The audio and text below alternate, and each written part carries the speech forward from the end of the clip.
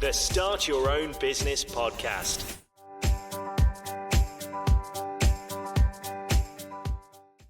It's now time to meet our expert, Chris Endersbe. Chris is the co-founder of London-based brand agency Firestarter. Hi there, Chris. Thanks for joining us. Hi, Fiona. Thanks very much for having me today. Thank you.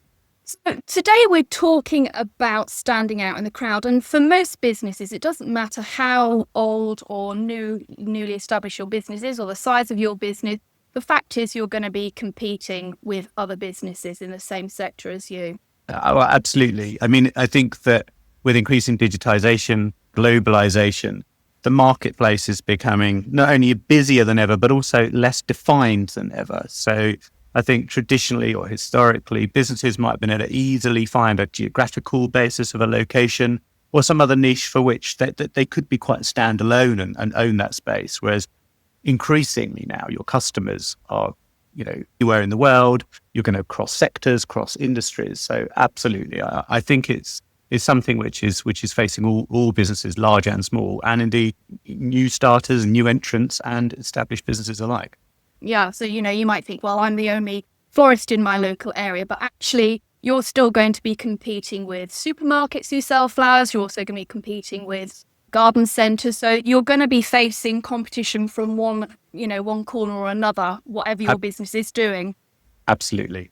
You're so right. And I think that although branding in itself has kind of quite a long track record now, we do tend to think back to those times where actually the brand would come from the person on the high street who everybody knew, who was the stationer, or to your example, who was the florist. And I think that's not a marketplace within which, most businesses are operating these days. It's a very different reality for people commercially now.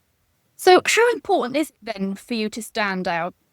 So we would make a claim that it's probably the most important factor. So differentiation, which is perhaps another way of, just to make it more straightforward, another way perhaps of expressing how you communicate your unique value to your target audience, to your ideal customers. So when we talk about differentiation, standing out, what we're actually more talking about, I think, is what is your unique value? How is that unique value relevant to the people that are buying or wishing to kind of do business with you in some sense or another?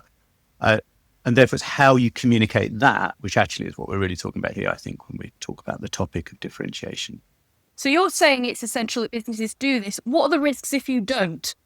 So I think it's really hard, to get noticed in the first place. So to sort of rise above the noise, to come out of that background noise, given what we just said regarding how messy and how noisy marketplaces are generally for buyers. And then even if you do manage to come to the attention of somebody who wishes to buy from your service or a product, how are they going to make that buy decision? How are they actually going to know that their business is going to come your way as opposed to the many other people that are likely to come to their attention as well? So from that perspective, both to come front of mind and then to give people the right triggers to buy from you. And I would also then add to keep buying from you, to build that loyalty and that trust over time, that we would suggest it's absolutely mission critical.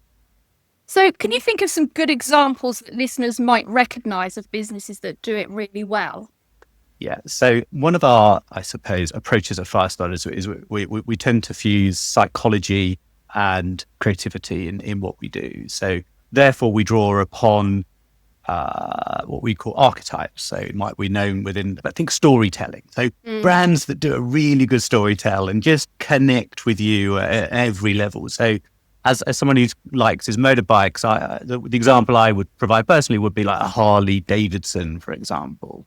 So it's that outlaw, rebellious motorcycling brand, but yet tend to be driven by gentlemen maybe of a slightly older age or ladies of a slightly older age. So it's something which is iconic within that sector. When you think about that type of motorbike, and I'm sure even for non-motorcyclists, they understand and can picture that image, but it tends to own that sector. And it does so in a way that's congruent, that's long lasting. I think that it probably crosses generations now as well, because they've kept to that identity. And I think it's just something that is a real shortcut through. When people say that brand or see the brand visually, that all feels quite congruent, quite connected.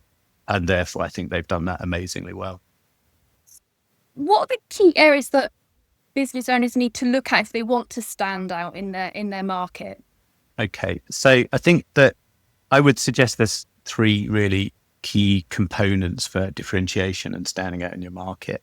I think the first thing is kind of that know thyself message. Yeah. So your differentiation and what you want to be standing out for and why you want to be standing out for that particular attribute is already within your business. And even for a startup, even for someone who doesn't have an established track record or loads of customers to go to, that why you set your business up, what problems and services you're trying to solve. So it's something that is innately within you.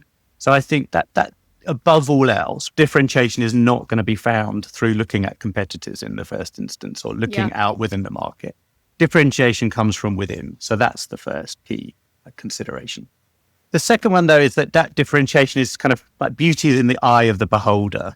So that differentiation needs to be relevant to the people that you're trying to do business with. It needs to solve a problem for them. It needs to be something which they are going to value above other things.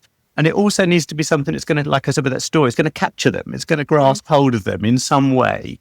So it's got to be relevant and it's got to resonate with them. So there are many ways that you could be differentiated, but it needs to be differentiated in a way that's perceived to add value. Yeah. And then the third thing is that differentiation, we would suggest, is more of a kind of like a signpost, a direction of travel, rather than a weather vane that you're just going to kind of keep changing all of the time or keep uplifting. So expressing that in a way that sets that direction of travel. So how you position yourself over time, I think becomes really important, because then you build trust, because people know what you're about, they can identify with it, and they can begin to see that play out time and time again in what you do, what you say, and importantly, how you make your ideal customers feel about you and what you're about. Yeah.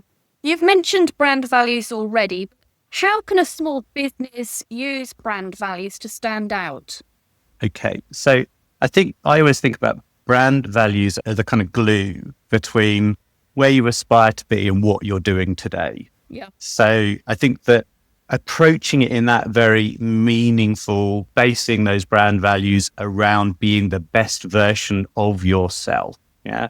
You're not trying to pick 5 perhaps quite predictable phrases, maybe like integrity or honesty or those kinds, because when you base your brand values around just things that other people expect or that you believe that other people will expect, well, they're just permits to operate, really. They're just a license to be in that space. So I don't think many of us would want to knowingly do business with a company that didn't have integrity or wasn't honest or wasn't trustworthy.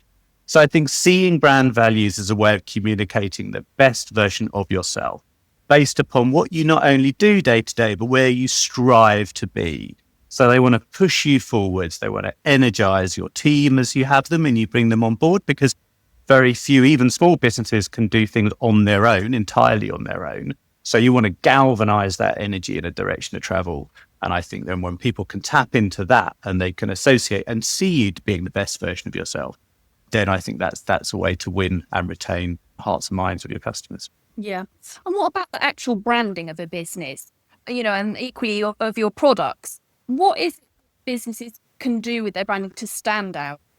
Okay, so I think that we've already perhaps touched on a few of these points. So I think that starting off with that good self-knowledge, with that great sense of self-awareness and putting then that in the context of your customers is a hugely valuable exercise to do that doesn't necessarily cost too much money or isn't too demanding in terms of outlay. And when you have those clear foundations, then I think it's quite straightforward, simple messaging and having pieces that fit together and add value to each other, which can really begin to make a difference. You don't need to spend a significant amount of money up front on branding, collateral. You can make do with things at the start that set that direction, set that tone, give you a framework within which to operate. And I think we would suggest, it's a phrase that I'm sure you've heard a lot of in other contexts, but that minimum viable proposition brand. Yeah. Get something, get it working and get it tested. And I think then over time, you'll understand from working with customers and engaging with prospects how to refine it, how to fine tune it, rather than thinking what we first need to do is get everything brand sort of ticked and bashed before we start. So I would suggest get a framework, get those building blocks in place, and then start talking to people, start testing it out, and then build it out and fulfill it and make it richer over time. Is there the risk with, people who are new business for them to think that branding is about their logo and about their company name and about what their website looks like? I think there is, and I think that that's only natural. And indeed, we have a constant debate, I think, with do people want a brand or do they want a website? Do they want a logo or do they want a brand? So I think that interplay is there and is a common way to think through. I think we would suggest that those are ways that the brand turns up, that they're artifacts, they're assets that you're going to build up over time, and are of course going to become important for you as time goes through. But I will come back to that point about the key thing about brand is about how you want your customers and your prospects to think and feel about you. So I think whatever you can do that helps make that trusted, allows you to be remembered and have that recall is probably your focus. And of course, sometimes that's going to end up in a logo. It's going to end up with your website. It's going to end up with strap lines. But I think that's not where you should start. I think where you need to start is what you want to be known for and what you want people to think and feel about you. Yeah. Business names, I've come across companies before where they've got kind of like a wacky business name, and businesses will use that as a way of trying to stand out. That can be limiting and damaging sometimes if you get it wrong. I think it's really tricky. And increasingly now, because it's so, when we work with companies who are either trying to establish a brand name for the first time or maybe rebranding, so, and as part of that, the name is up for debate. So it's really complicated as well these days. So you've got to think about issues regarding trademarking. So who already perhaps owns some phraseology or some colors or some wording around your brand. You've got to think about the designation of your website as a .com or a .io or a .co.uk. You've got to think about company's house. Does somebody also have that same brand name as you? So I think there's a lot of pitfalls and a lot of challenges within that process. But I think simple things still really work well. So perhaps if you'll indulge me, our own brand name, Firestarter, doesn't necessarily evoke branding as a topic or as an industry or as a product or service. But we think what it does hopefully invoke is that sense of energy, that sense of drive, that sense of sparking, and it allows us to be really playful with it, and it allows us to be really creative with it, but it doesn't necessarily have to have a direct association and meaning in a literal sense as to what you're trying to promote and sell. I think also sometimes, like Google, for example, I think it's quite well known, but it's a mistake. Yeah, there's a spelling mistake.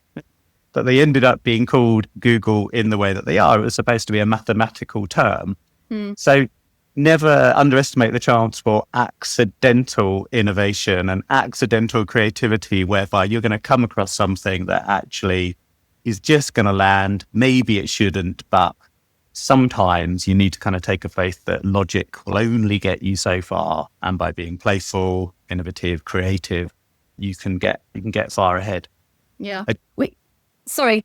No, I was going to say, but also we've seen this week, for example, with Aberdeen. I don't know if you're aware of the... So I would also argue taking vowels out of things may not necessarily be a surefire way of branding success. So ironically, what I found for Aberdeen is that they already had all of those trademarks. They already had the hundreds of years of equity within their brand. And you think if you were trying to set up a new company in that space, you might need to do something without the vowels to get yourself a place on a ranking or to get a URL that links. So perhaps think about it more in terms of what's meaningful and impactful and is going to resonate with your target audience, rather necessarily than something that, is done for more sort of digital native reasons. Yeah. For any of our listeners that aren't aware of the story, look up Aberdeen. Yeah. It's quite interesting. It is indeed. Removing ease. Yeah. Yeah. We had quite an interesting conversation with Greg Fraser of the Bottled Baking Company in an earlier episode of the podcast. And he said they chose their name because it summarised exactly what they did as a company. But he said, as the business has grown and developed, in some ways it's become limiting because prevented them from perhaps migrating or expanding the business into other areas. They've had to be creative in terms of the other kind of offshoots of their business. I think a really important thing to consider, especially if you're just starting your business. Absolutely. But again, I think when you're starting, don't be fearful that you are stuck with that thing in a negative way forever. We have a lot of businesses who built a track record, have done amazingly well, and they themselves are well placed to judge when even a name change might not necessarily even hold them back, but might accelerate them forwards, and to celebrate that. And you can see that brand that you had or that name that you had was fit for purpose and got you to where you are. But that doesn't necessarily mean that's going to be the one that's going to take you forwards to your next stage of growth. So I think don't be fearful of it. Embrace it when you're starting up a new business. Get it good enough, get it working, make sure you're not going to get a lawyer's letter. Or if you do, how are you going to respond to it? And then, as I said, nothing is fixed forever. So you have the opportunity to refine and revise these things as you go forward. Yeah, absolutely.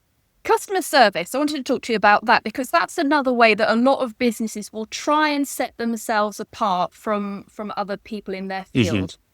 It is. And I think it's a really tricky one, this one.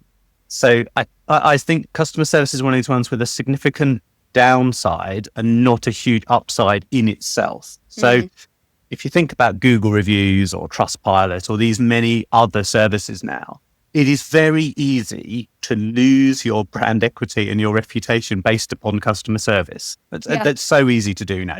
Sometimes these things go viral as well, as I'm sure everyone limits this. I think, though, it's quite tricky to on customer service itself to get the upside, because a lot of people are trading on customer service. It's something you don't actually get to experience until you buy it. So it's very difficult. It's quite personal. So in a sense, what you or I might perceive as customer service could be quite different in terms of even when we're making the same purchase. So I think there is, however, if you think of it more about customer experience, so the service kind of implies what you do. The customer experience piece implies kind of how is it received and how is it experienced by your customers. So then you can begin to think about how do the different components fit together to become more than the sum of their parts in the eyes of your customers. So focusing, I think, on customer experience is probably a more surefire way of success, while recognizing that bad customer service can very quickly undo a lot of hard work. Yeah, like we say, especially now in the days of social media where you can have a bad experience at a restaurant, you pop it on your Facebook, you do a bad review, and there's a certain amount of trust that we put in kind of online reviews. If you want to stay in a hotel, you look at the reviews that people have given. So actually, that, like you say, the downside, it's when things go wrong that it can be expensive.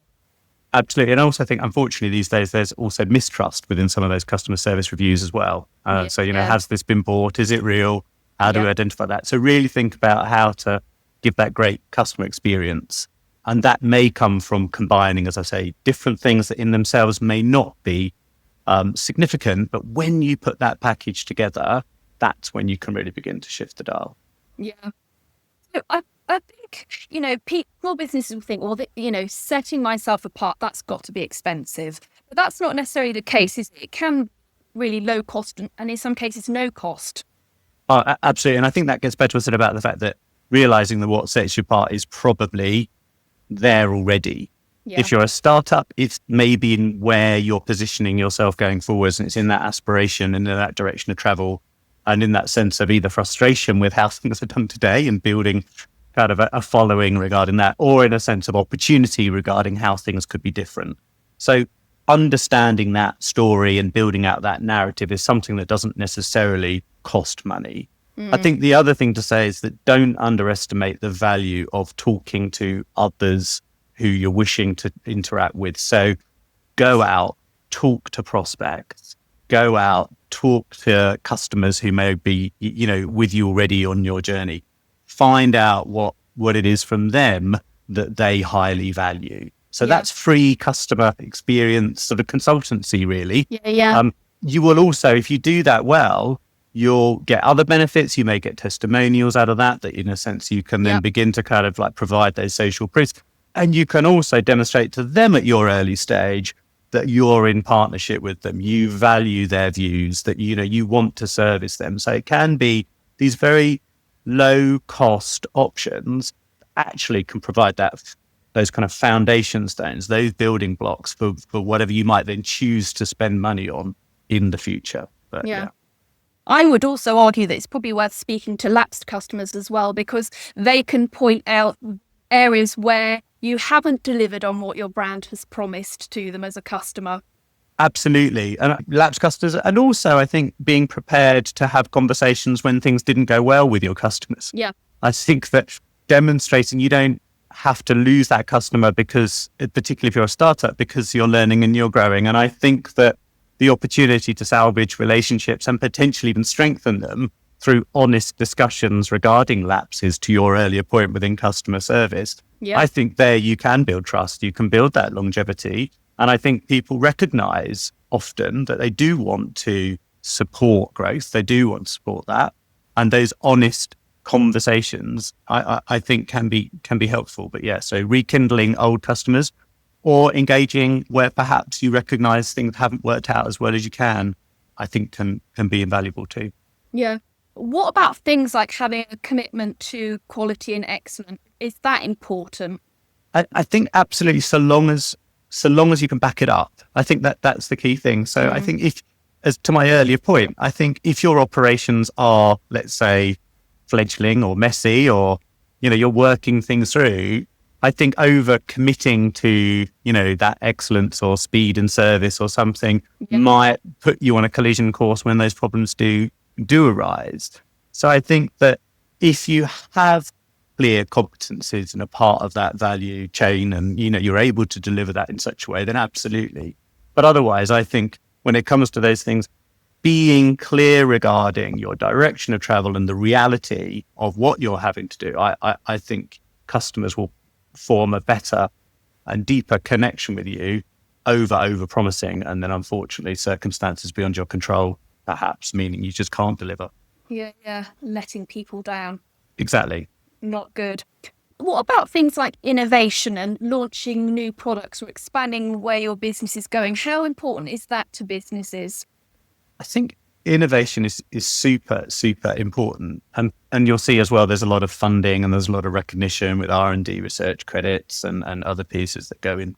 But what I would though say is that innovation, again, is one of these things that's almost kind of expected now, that we are innovating, we are doing something different. We tend to use the term ingenuity over innovation. And I think that it's therefore, the reason why we do that is because almost all of our companies, and indeed ourselves included, have constraints. We have limitations. We have things that we're butting up against, whether it's time, cost, money, market access, intellectual property, kind of crowding around you. So thinking about creativity, thinking about ingenuity, thinking about how to overcome those constraints, or even potentially to turn those into a form of competitive advantage, I think is allows you to transform how you're operating for the good. The alternative, you say, well, we haven't got enough money, or we haven't got enough time, or we don't have the market access that we require. So yes to innovation, but perhaps don't, in that more scientific, incremental product and service journey, don't also miss the opportunity to think, how can we work with our constraints? How can we work with those challenges and turn those into something that may be fruitful and that may be transformational?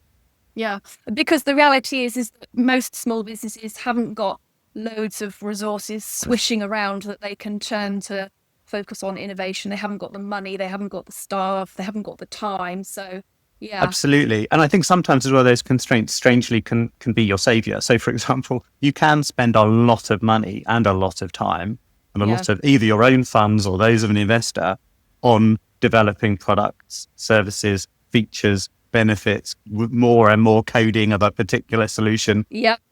And I'm not for a moment suggesting that isn't important to do, but along that journey, thinking about who are our target market, all the things that we've been speaking about today, going hand in glove alongside that, I think can potentially save you money.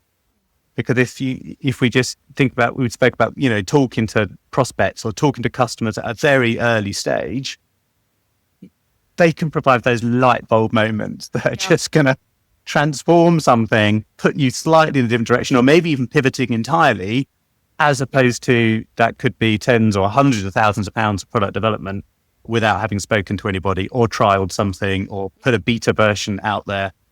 So innovation, great, but think about how you can work really positively with the constraints that may come along with that. Yeah. Small businesses often tempted, I think, to try and compete on price. And that's a deadly approach, isn't it, for small businesses where they haven't got volume or the purchasing power of larger rivals? I mean, it's really tempting to do, particularly because often they're the buying signals that we ourselves see from those established companies. So introductory offers, bulk discounts, and all those things that effectively are going to erode your profit margin before you've even got profit. Particularly for startups, you're operating in circumstances where unfortunately large established companies will operate in a way that they can afford to do loss leaders. They can afford to, particularly when combating new entrants such as yourselves, they can afford to operate in a way that will be anti-competitive, unfortunately, and you may not be able to. You've got to be in business long enough to turn a profit, and I think it's very hard to do that by leading on price. When you're established, when you have that track record, when you have economies of scale and all the other pieces that you have bought and paid for over time, then you may consider to differentiate on price. But I think for most, if not all startups, unless you happen to have demonstrated a way of delivering significant value in the eyes of your customers by, for example, a paradigm shift in removing all manual processing, as some people with AI tools, for example, may do, or by looking to a nearshoring or an offshoring type basis that still allows you to be profitable, I think price alone is a really dangerous strategy, particularly for a startup. So when you've made it, when you're there and your business is incredibly well established and, other factors become important, then maybe price. But I think that it's really, really tricky for most, if not all, startups. Yeah. I was reading a sustainable consumer report last week, and I was struck by the numbers of consumers now who are driven by what we might have called perhaps 5-10 years ago kind of eco-friendly, sustainable products and services from businesses. Has changed how consumers buy these days. They're making decisions on different grounds now. So is it a good move for businesses to try and kind of fit with that new sort of buying drivers for consumers?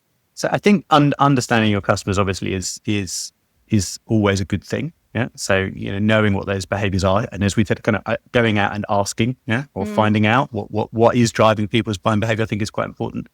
But I think sustainability, it's a bit like when we mentioned on values. I think a lot of this stuff tries to align to being the best version of ourselves. So if we are making great strides in and around sustainability, of course, let's be judged by our actions. Let's be judged by what we do. And let's, over time, build up that track record that's important to back that up. Yeah. But I think doing so to acquire customers in a way that doesn't fit with who we are and what we're about and what we're actually doing, I think that we have to give our customers the same, I suppose, respect that we would wish to be given as customers. And I think if it feels inauthentic, incongruent, if there's nothing to back it up, I think you're likely to do more damage than good.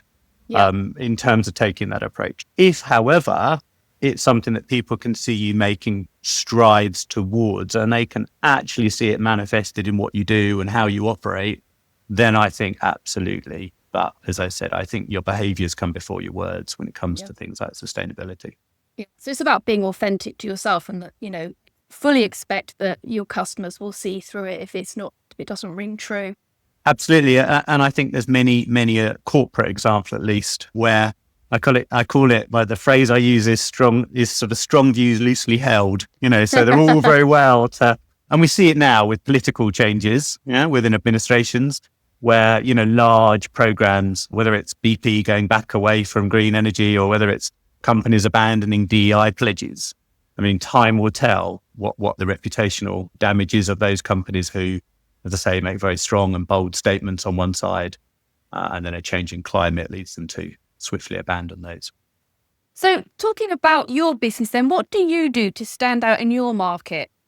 Okay, so we think that our particular IP, our particular niche of this combination of ingenuity and creativity on the one side with psychology on the other, I really believe offers a powerful differentiation, particularly to the audience that we work with, who tend to be established startups and scale-ups, because those kind of capabilities are often only found in much larger branding agencies and full service creative agencies. So we're able to offer that in a very compact and agile and hopefully cost-effective manner for those people that we're working with. But I think that it's that attitude, it's that energy. So the name Firestarter and all that evokes, we recognize that we want to work together with our customers to deliver that, but on particularly strong insights that we bring. And I'm blessed certainly to work with Mickey Wilson, who's the other co-founder of Firestarter. And I sort of suggest that we have the kind of the art and science there of branding, with myself from psychology, thinking much more about that data, evidence-based, logic-based approach, trying to codify and perhaps demystify branding. Yeah.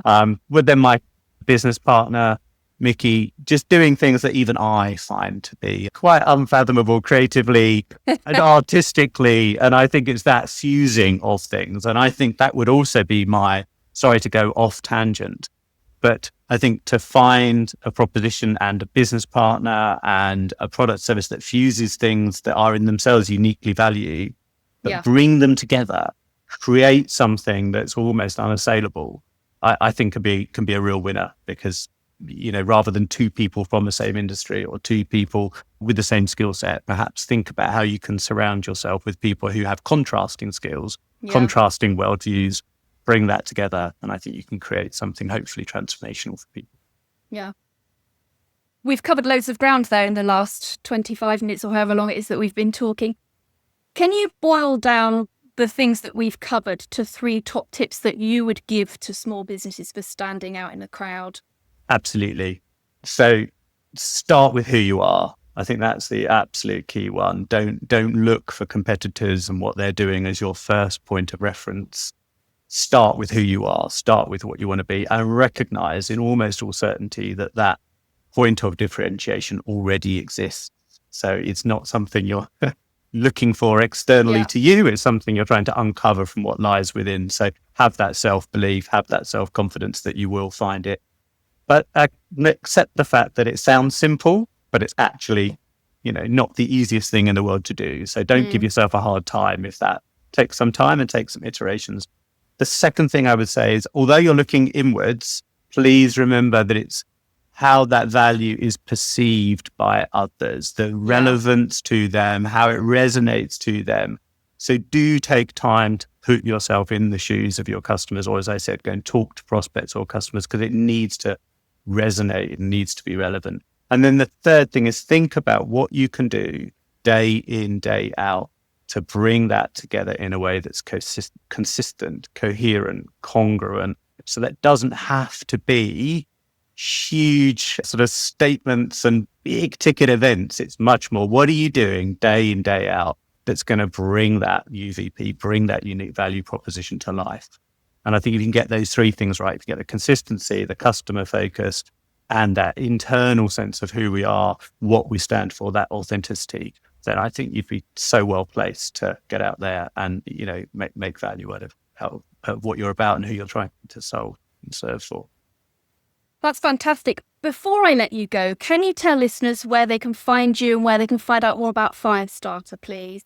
Yes, so firestarter.live. So hopefully that works. We're going through the process of recreating our own website, which, as I'm sure you can tell for a branding agency, is perhaps the least fun thing we can do. But I'm very pleased to see there. Both myself and Mickey are on LinkedIn. And I actually have to give a shout out. I hope this is okay. I'm not sponsored in any way. We're also members of Homegrown Club, which is a club for entrepreneurs, startup businesses, and that whole ecosystem that's based in Marble Arch in London. And I think certainly as we were going through COVID and all those other times, I'm sure lots of people listening to the podcast will appreciate that sometimes setting up and running a business can be quite a lonely undertaking and often quite a demanding one. So we also are often there as well. We do a lot of business there and with people there. So I think find an ecosystem that supports you.